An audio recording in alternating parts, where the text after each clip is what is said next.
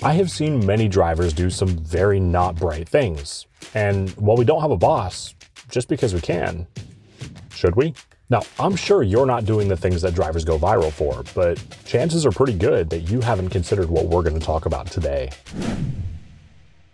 What's going on, everybody? I'm Zach Drives Fast for the RideShare Guy, and in this video, we're going to talk about 10 things that you may be doing that are hurting your ratings. This is not going to be your run-of-the-mill, boring-ass how to fix your ratings video, so make sure to stick around to the end because I guarantee you there's going to be something in this list you hadn't considered. Before we get too far into the video, if you're comfortable doing so, pause the video and leave a comment with your current ratings. Also, if they're shining, please do share your best tip for other drivers. I'm going to pretend to be a professor for a moment and profess. Regardless of how you look at ratings, ultimately, they just boil down to psychology. I think it's safe to say that we have all seen somebody that we have never met and automatically didn't like that person.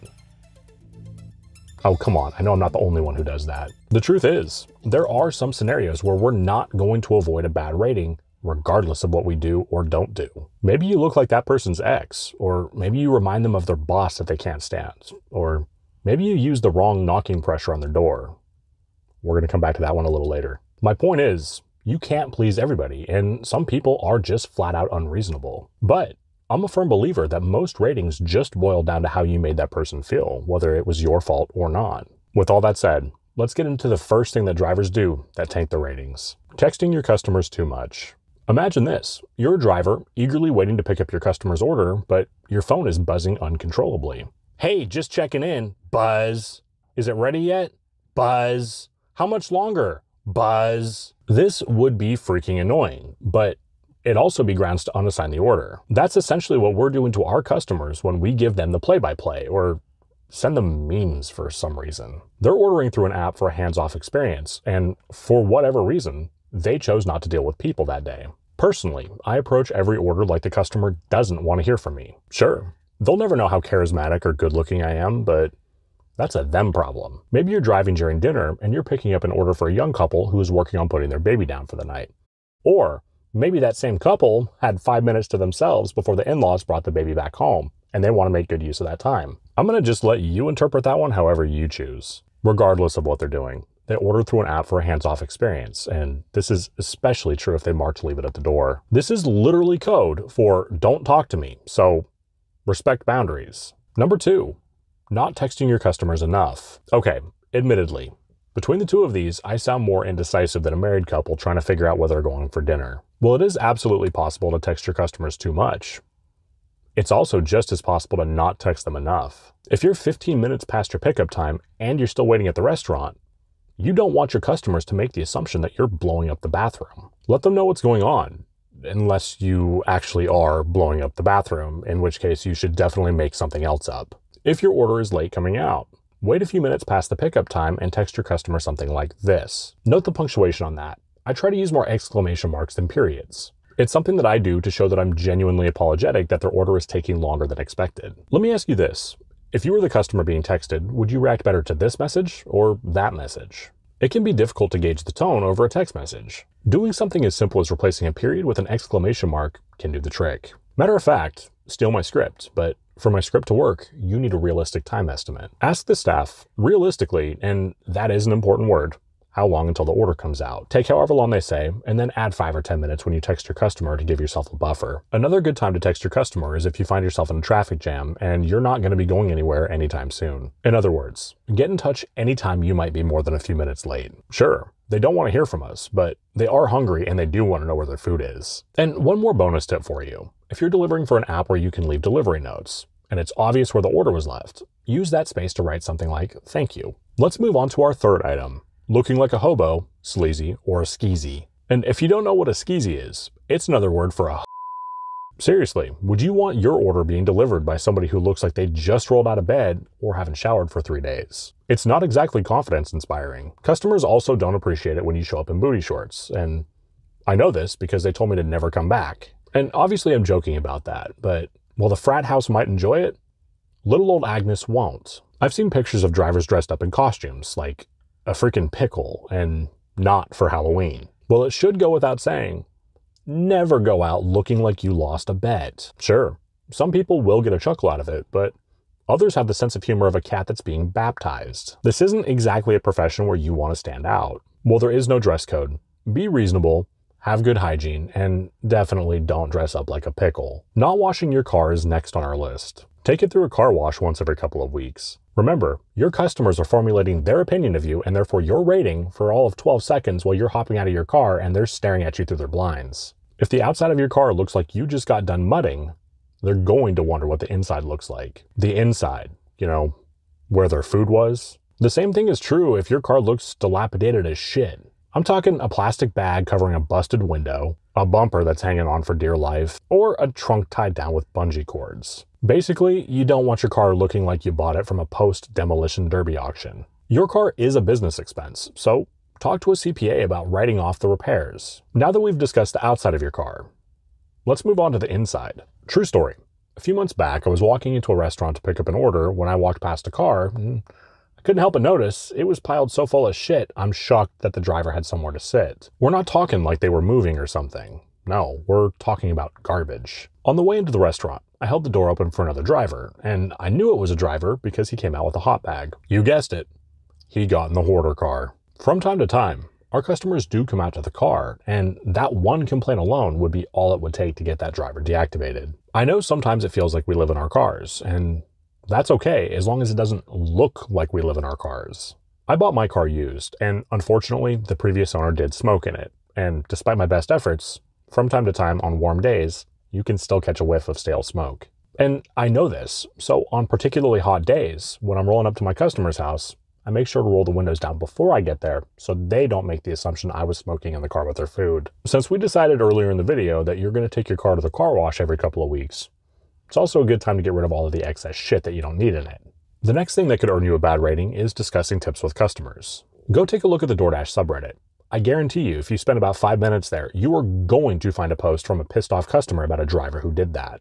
The apps are already expensive, and after spending that much, the customers definitely don't want to hear it. Admittedly, I did make this mistake once, but it was to thank a customer for a very generous tip. And when they didn't respond, I was worried I was going to get deactivated for bringing up tips with customers. Well, it's obvious to us. The truth is, not all customers know where that tip money's going. Some customers may assume that the tip is being pulled by the driver and the restaurant staff.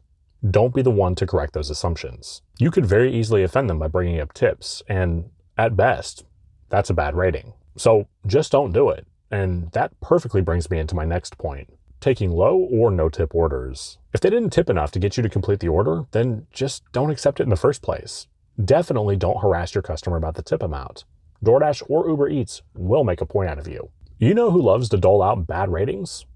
Customers who don't tip or that tip very poorly. They feel entitled to our time, and they are usually the ones to leave bad ratings. When the customer doesn't feel like they need to adequately compensate us for our time, that should always be a red flag and an instant decline. Let's say your base pay is $2.50 and you get an order that comes through for $4.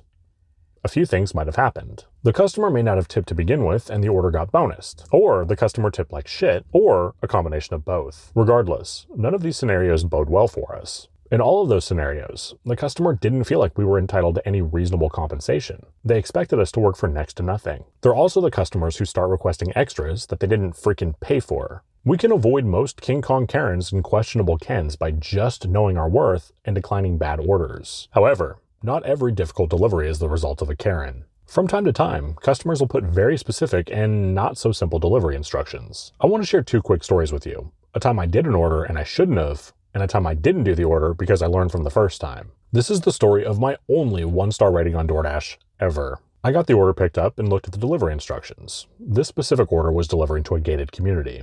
However, this gated community is very sparsely populated. While it covers several acres, it has maybe 4 houses on it total. When I got there, I didn't need to get buzzed in because, as luck would have it, somebody was leaving. The problem is, the delivery instructions told me to use the call box, along with a slew of other very specific things. I was just trying to not bother the customer, but clearly that was the wrong move, and it showed in the form of a 1-star rating that was lingering for months. The second story also involves an affluent area. I accepted an order and got to the restaurant, but it wasn't ready yet.